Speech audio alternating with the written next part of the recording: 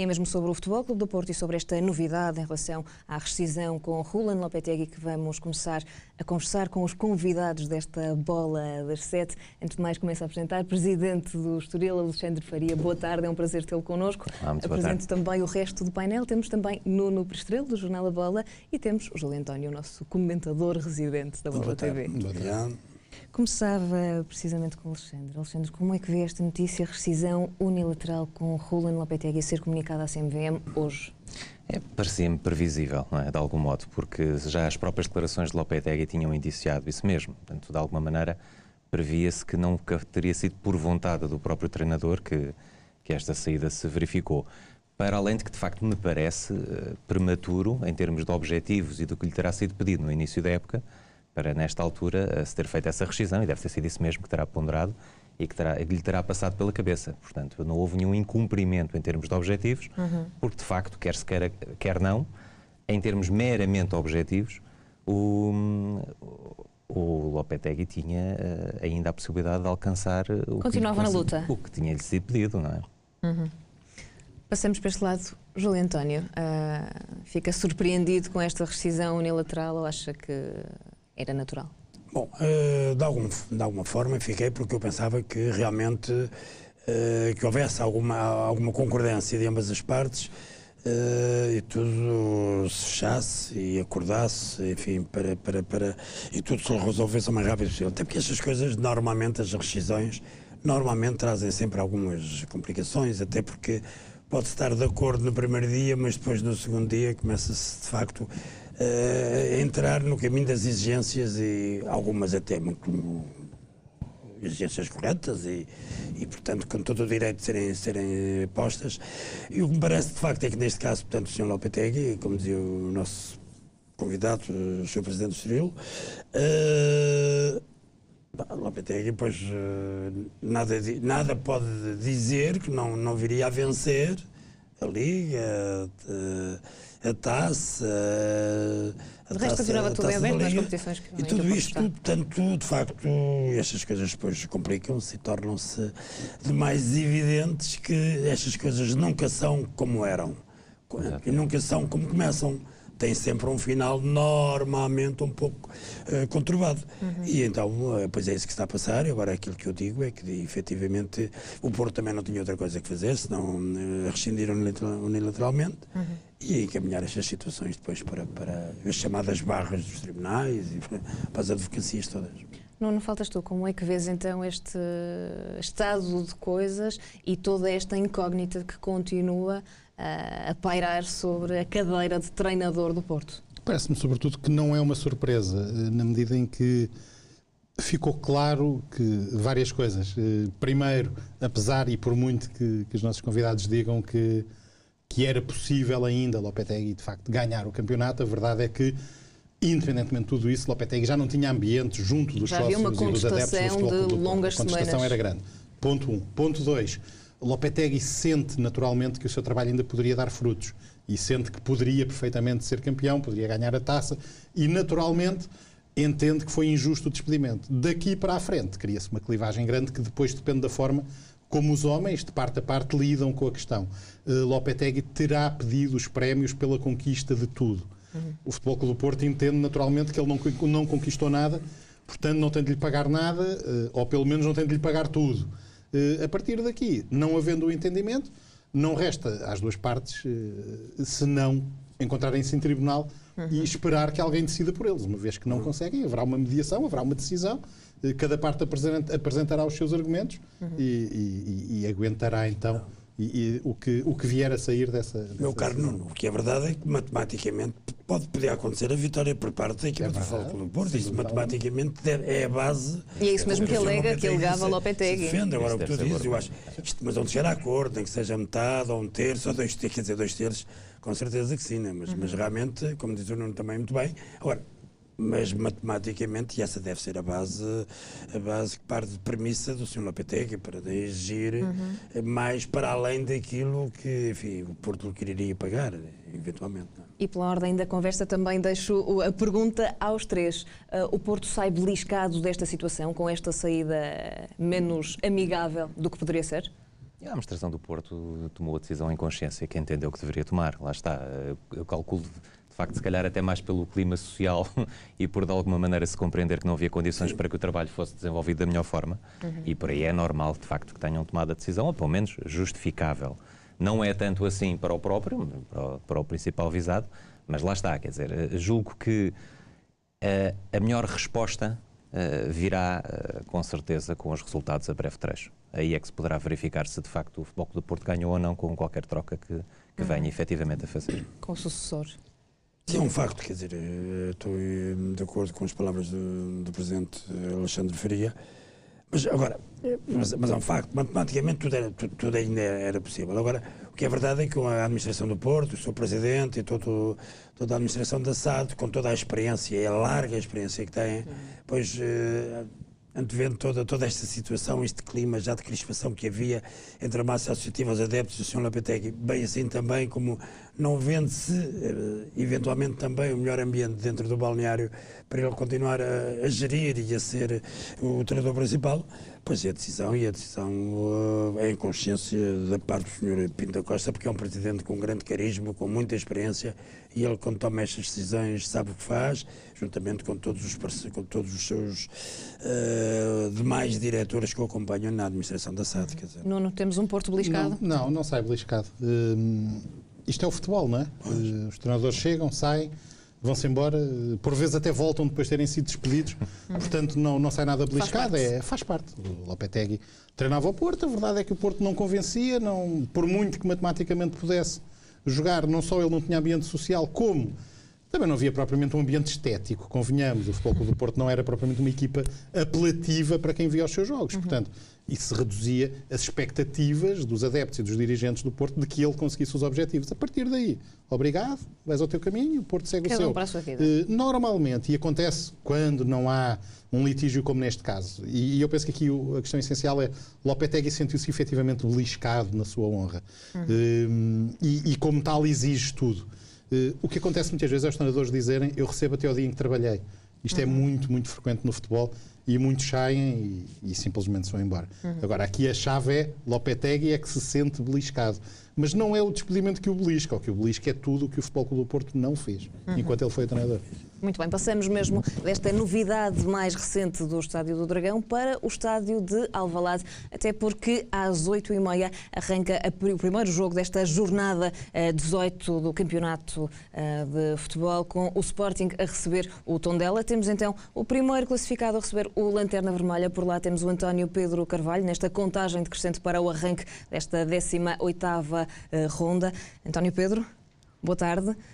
Pergunto-te se nesta altura já há muita gente nas imediações do estádio, isto sabendo-se que já mais de 35 mil bilhetes foram vendidos para este encontro.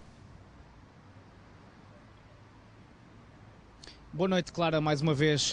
Sinal mais quanto ao número de espectadores aqui nas imediações do estádio de Alvalade. São mais, mas ainda muitos mais virão quando abrirem as portas de acesso às bancadas então do estádio de Alvalade, que deverão registar uma média de cerca de 40 mil espectadores para esta partida frente ao Tondela. Já tinham sido vendidos esses 36 mil bilhetes que referiste, mas é possível que a assistência desta partida chegue mesmo às 40 mil espectadores. De resto, nessa boa tendência que o Sporting tem vindo a verificar nos jogos em casa, normalmente com uma boa moldura humana, como aconteceu, por exemplo, no passado domingo à tarde, frente ao Sporting de Braga. Neste jogo, os extremos tocam-se, primeiro contra o último Sporting, líder com mais 4 pontos que Futebol Clube do Porto e também que Benfica venha numa série de 3 vitórias consecutivas para o campeonato, depois do desaire na Madeira frente à União, vitórias com o Futebol Clube do Porto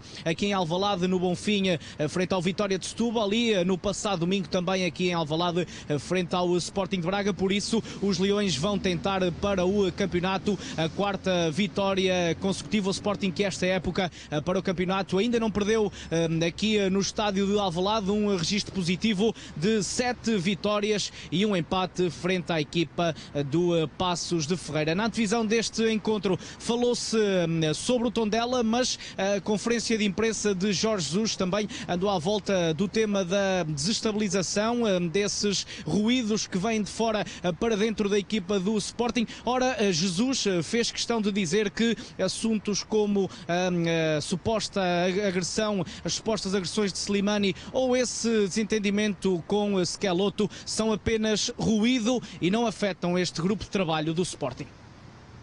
A conferência de imprensa era de antevisão ao encontro frente ao Tondela, mas o tema forte foram vários jogadores do Sporting, ou melhor, as notícias sobre esses jogadores. Primeiro Carrilho, mas sobre esse assunto encerrado.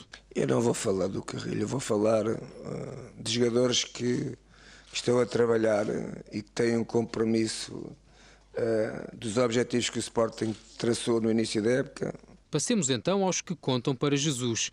Teo Gutierrez chegou esta quinta-feira, vários dias depois do que estava inicialmente previsto, mas para Jesus não há caso nenhum e o técnico espera que o colombiano tenha voltado com as baterias recarregadas.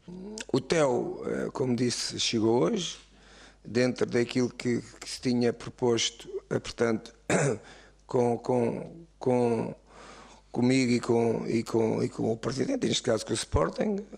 Amanhã vai treinar de manhã. Esperamos que ele tenha recuperado, pelo menos emocionalmente, os problemas que tinha. Já sobre um alegado desentendimento com Schelotto. A sua pergunta tem a ver com um jornal e eu não vou comentar, como é óbvio, não vou comentar. Mas ainda assim houve um comentário à notícia. E não foi meigo. Tenho muitos anos de futebol, estou muito habituado à contra-informação. É importante arranjar-se qualquer coisa dentro do Sporting para ver se a gente consegue os destabilizar. Vamos inventar, vamos criar aqui notícia. E essa é mais uma. Não brinquem com isto, porque nós, e principalmente eu, já vejo isto por dentro e por fora. Depois surgiu uma questão sobre as alegadas agressões de Slimani, que terão passado impunes. E o Slimani é exatamente, mas ao contrário. Tentativa de fazer pressão. O Slimani é um jogador, neste momento, um jogador muito importante para a manobra ofensiva do Sport. Está a fazer gols, está a decidir jogos e, portanto, é preciso, como se costuma dizer, não tem nada a ver com o futebol, meter carvão. Por tudo isto, Jorge Jesus quis deixar um aviso. Eu vou falar para os adeptos do Sporting. Estejam atentos, percebam que o Sporting, neste momento, é uma equipa, face à sua qualidade e ao seu valor, por direito próprio está em primeiro. É preciso criar muitos problemas, ou vão tentar criar muitos problemas dentro do clube Sporting e dentro da equipa, para ver se isto pode influenciar de certa maneira os nossos adeptos. Como já há muitos anos se dizia, olho bem aberto, não vão em folclores. Os avisos de Jesus antes do arranque da segunda volta do campeonato, frente ao Tondela. As palavras do treinador do Sporting na antevisão deste encontro, com esse aviso para os adeptos dos Leões não entrarem neste ruído que tenha saído então e que tem tentado desestabilizar a equipa do Sporting, que é líder por esta altura, líder isolada desta Primeira Liga de Futebol. Ora, o Sporting, assim é que é, vai defrontar o Tondela, último classificado, com apenas 2 vitórias nesta primeira volta do campeonato, uma delas fora de casa frente ao Rio Ave. Petit, o treinador da equipa do Distrito de Viseu, sabe das dificuldades, mas diz que o Tondela também está preparado para sofrer e, quem sabe, sair de Alvalade com um resultado positivo. Sabendo que vamos enfrentar o primeiro classificado, num estádio extremamente difícil, onde só empataram um jogo, tem 7 vitórias e um empate, é o primeiro classificado, está num grande momento, mas nós queremos retificar alguns resultados que não têm sido positivos, vamos à procura de conquistar pontos, sabendo que temos de ser igual a nós próprios, com uma personalidade forte, que quando não tivermos a bola temos de sofrer, quando tivermos a bola temos de ser agressivos em termos ofensivos e saber que vamos apanhar uma equipa moralizada, primeiro classificado, mas nós também queremos muito mostrar que esta segunda volta queremos sair da posição onde nós estamos. Claro que o favoritismo é de Sporting, agora sabemos que nós também temos uma palavra a dizer, vamos lutar com aquilo que nós temos, que só temos que olhar para cima, porque abaixo de nós não temos ninguém, e dentro disso os jogadores têm essa responsabilidade, sabem aquilo que também podemos dar nestes próximos jogos, por isso os jogadores têm que acreditar que vamos fazer uma grande segunda volta e vamos conseguir, juntamente com os adeptos do Tondela e com esta cidade e com a nossa direção, que vamos conseguir que o Tondela possa permanecer na Primeira Liga.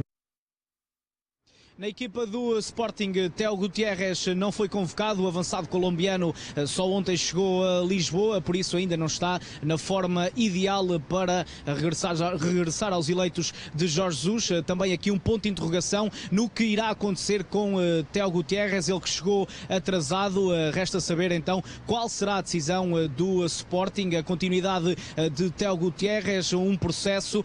Fica então este ponto de interrogação acerca do futuro de Theo Gutiérrez. O que é certo é que o avançado do Sporting chegou ontem de manhã ao aeroporto e por isso ainda não entra na convocatória de Jesus para este encontro frente ao Tondela. O treinador do Sporting deverá repetir o 11 dos últimos 2 jogos, da goleada no Bonfinha frente ao Vitória de Setúbal, também da vitória aqui em Alvalade frente ao Sporting de Braga. Desta forma 11, a Bola TV 11 provável, com Rui Patrício na baliza, depois na defesa João Pereira de um lado, do outro Jefferson, no centro Paulo Oliveira, também Naldo, meio campo com William Carvalho, João Mário, Adriano Silva e Bruno César, no ataque Brian Ruiz, no apoio ao avançado goleador Islam Slimani. Quanto ao Tondela, tem 5 baixas confirmadas para esta partida frente ao Sporting, 2 lesionados, Luís Tinoco e também John Murilho, ainda 3 castigados, Bruno Nascimento, Lucas Souza e também Luís Alberto. O 11 provável do Tondela com Cláudio Ramos na baliza, defesa a 4 com Otozué, Kaká, Tiquito e também Nuno Santos, meio campo com 3 unidades, Bruno Monteiro, Hélder Tavares e ainda Rafael Guzo, na frente Dolly Menga, Wagner e também Nathan Júnior. É o primeiro jogo da segunda volta do campeonato, começa às 20h30, reforço essa ideia clara, cerca de 40.000 espectadores esperados esta noite aqui em Alvalade. António Pedro Carvalho, acompanhar então esta casa que vai estar bem composta na abertura da jornada 18 entre Sporting e Tondela, mas até porque o clima continua quente em Alvalade. Vamos voltar à conversa.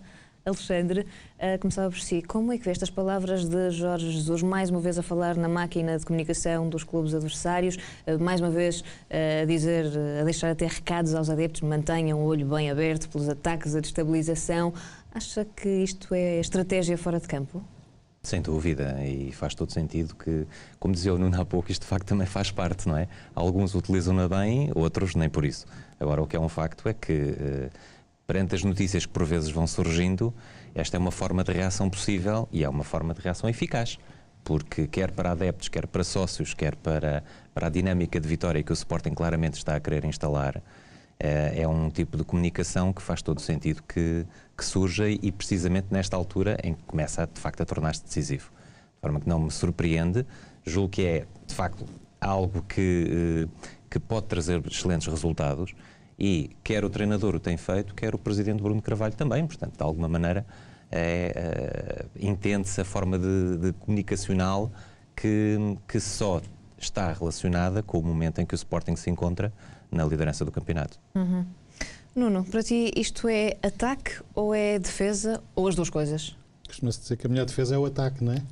Por isso eu acho que é um bocadinho tudo. O Sporting passa agora um pouco a imagem de que se está a defender de ataques externos, e a verdade é que tem ataques externos, e isto depois a dada altura é difícil perceber se foi o ovo ou a galinha que apareceram primeiro, mas Bruno de Carvalho, nomeadamente, nunca escondeu uma certa apetência para tocar nas feridas que encontrava aos rivais e para tentar abrir outras. Ora, neste sentido, e porque a coisa já vem muito de trás, e sendo difícil dizer quem começou, a verdade é que já todos atacam e já todos defendem a todo momento. O Alexandre acha naturalmente que é uma resposta, porque olhando para a forma como as coisas acontecem, a dada altura é preciso responder. A mim parece-me que era muito mais saudável se nada disto acontecesse. Agora, esta estratégia não é nova também. Basta lembrar-nos de que muitas vezes no Futebol Clube do Porto se criou a ideia de um inimigo externo contra o qual todos se uniam. E aqui a ideia, falando para fora, falando para a audiência enorme que têm todos os treinadores de futebol quando falam, fala-se muito para dentro. E chega-se muito aos jogadores no sentido de os unir em torno de um único objetivo, de uma recados equipa. Internos também. Sim, recados internos, sobretudo motivação para lutar, para se unirem, para todos juntos se sentirem atacados de fora e responderem a cada instante com o orgulho e o brio que todos os animais feridos acabam por ter, não é? E perante isto é um pouco isso que acontece. E até indo um bocadinho mais além, eu não sei se vais querer falar disso ou não, neste sentido o próprio Teo Gutierrez talvez esteja um bocadinho fora. Já lá vamos, temos muitos assuntos para falar ainda aqui. Sim. Para já falamos mesmo sobre estas declarações de Jorge Jesus. Júlio, pergunto-lhe, se o Sporting não fosse primeiro, acha que esta postura seria assumida da mesma forma ou esta estratégia de defesa e de ataque tem a ver mesmo com a realidade atual do Sporting? Bom, Jorge Jesus é Jorge Jesus e ele esteja no Sporting, no Benfica ou noutro clube qualquer. Jorge Jesus liga também muito e faz também muito da sua atividade de treinador de futebol, faz também muito o discurso e a comunicação que ele entende, porque ele gosta de criar expectativas, ele gosta de criar frenesim. Portanto, nas conferências que tem e que faz com a comunicação social, portanto, o Jorge Jesus é assim. Conheço muito bem o Jorge Jesus há muitos anos e sempre o conheci assim. Portanto, o Jorge Jesus, o que está a fazer no Sporting, a forma como, a comunicação dele, pronto, por vezes poderá ter uma